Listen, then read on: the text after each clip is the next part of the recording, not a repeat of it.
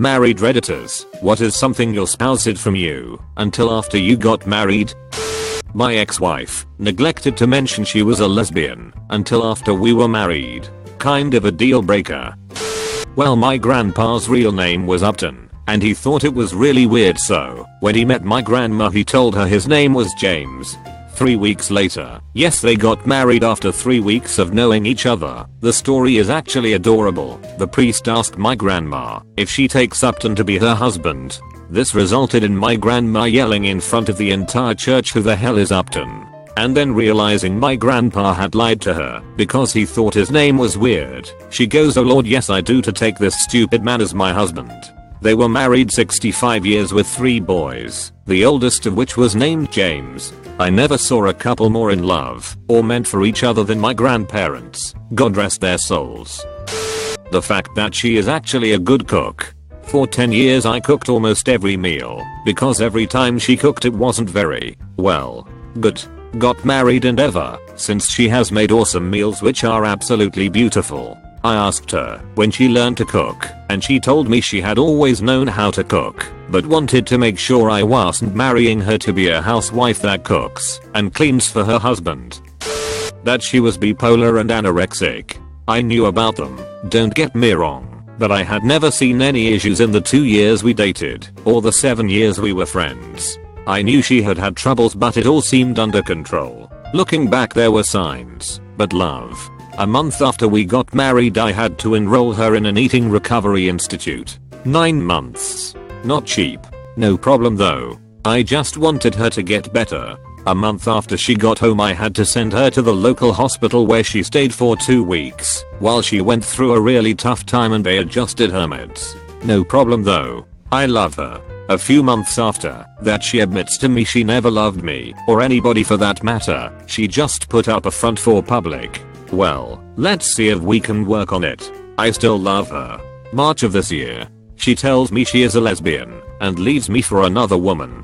I'm all for it. If this is who she is I can respect that, but fuck me. It sucks, but in all honesty it was a weight off of my shoulders.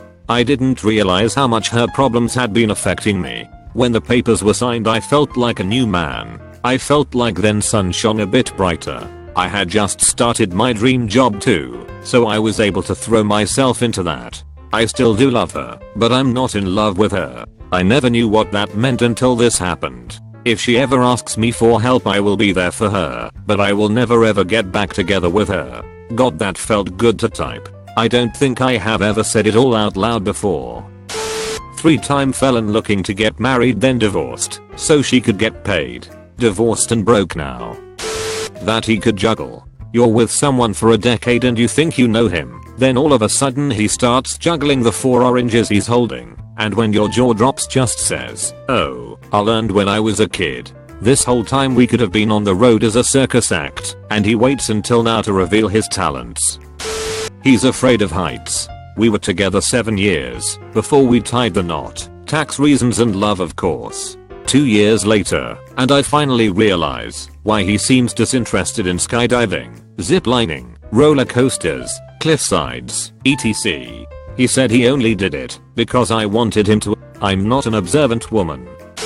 When my grandparents got married, my grandmother was 24 and thought my grandfather was 25. It was during their honeymoon that he confessed that he was only 19. Gran was annoyed, obviously, but I think she was too relieved to be married to stay mad at him. 24 was getting close to being left on the shelf for an Irish Catholic woman in the 60s. That despite the life plans we talked about, once we married he expected me to be the breadwinner, the homemaker, cook and accountant in the family. He needed to stay home and work on his music. Oh, and that 2-bedroom place. No, he didn't want kids. He wanted his own bedroom. Oh, and intimacy? I could just do my business in your room, but sleep in my own bed after. Nope, nope, nope. I used to be married to this really weird bitch. When I had first met her, and she was my girlfriend, she always had this green ribbon tied around her neck, and I always wondered why, but she would never tell me. Even after we had gotten married she had never taken this goddamn ribbon off, and still kept it a secret as to why she wore it. When she finally died I took off the ribbon and her head just fucking fell off. It was weird as shit. My ex-wife, after a 4-year relationship and 2 years marriage, told me she didn't really love me and had just stayed with me because I was a good catch, but now that I had worked hard there was enough money in a divorce that she could have any young guy she wanted. We were 5 years apart in age. Got her the fuck out in 5 days with a separation letter and cash settlement of 1/3 of all assets. Minimal legal fees. My lawyer said she had set me up perfect and just to pay and be free. Took 5 years to pay off the settlement. This is hard to talk about. My beloved husband. He loves country music. I seriously didn't find out until after we were married. Beforehand, we'd listen to rock and heavy metal and oldies. Then, he just dropped that bomb on me. It was a nightmare. At some point, we just agreed to disagree and to never talk about it. He goes to concerts and shows without me, and that is just fine.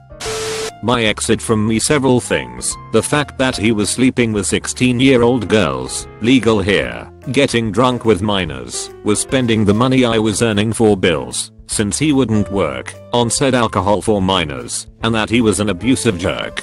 He's in prison now, but not for any of those things. My ex was an indifferent Episcopalian. Never ever went to church, and laughed at me for all my beliefs.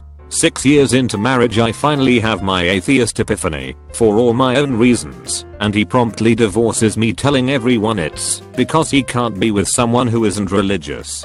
2 years later I find out he is married to my ex-best friend and they were fucking for the entire last year of my marriage. I'm gonna go out on a limb and guess my non-beliefs had nothing to do with our problems. That she thought I was weird for wanting sex daily, and that we would slow down to a normal once a month or less after marriage. My ex-husband failed to mention that his first marriage ended because he cheated on her 3 weeks in, that he hadn't been to Afghanistan, that his sister was actually still alive, and so much more. She farts a lot. Seriously, 2.5 years of dating and never heard a squeak. After the wedding, farting constantly. I'm really surprised she didn't let one rip at the altar after I said, I do. There is a classic Jewish joke. It starts off with a rabbi telling a man that, if he wants to be guaranteed to get into heaven, he just has to marry a bad wife and treat her nice. So he finds a woman that is awful in every way. Before they get married, she calls him names, treats him horribly, and she isn't such a catch herself. He is willing to take the hit though to get into heaven. They end up getting married. Then, out of nowhere, his wife starts treating him great. She makes him nice food all the time, respects him, helps out. He doesn't get it. Finally, after a month of this, he goes up to his wife and asked what happened, why she started treating him so well. She answered, "What, you think I'm going to let you get into heaven that easily?"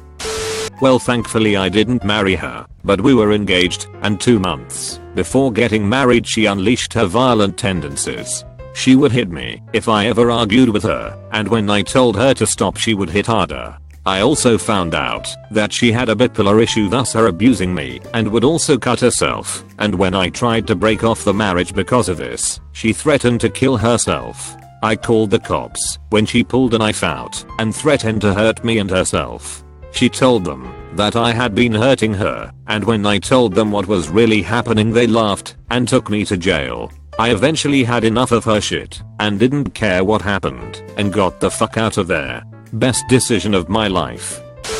Found out my wife had picked up smoking cigarettes. I told her I would break up with her if she started. My grandmother died of emphysema a year before we met, and I found a pack on our honeymoon. Needless to say I was pissed. She is trying to switch to Essex now after 3 years. Trying to be supportive. Oh my god. My husband is that his favorite radio show was Car Talk, and that we would have to listen to it every Saturday morning. Every Saturday until I left for college. My dad made me listen to that show. When I graduated, I thought, at last, I'll never have to listen to that on a Saturday morning again. I was wrong. I'll have to listen to it every time my husband catches a rerun. Until they stop playing them, or until the end of time. Fuck. After reading through this thread, I plan on saving up enough money for 2 private eyes when I'm ready to marry. One for checking up on my fiance, and one so that my fiance can check up on me. That she can juggle. I mean, damn. She can juggle up to 5 things at once. Told me she learned it in theater arts in high school, and she thinks it's no big deal. I found out when I jokingly tossed a lemon to her in the kitchen, and then followed with another right away. She just grabbed both and started to juggle. I tossed 2 more, and she kept right on going. I didn't find out until our divorce that my ex-husband had credit card debt and no retirement savings. His company had a good 401k match, and he had told me that he was contributing.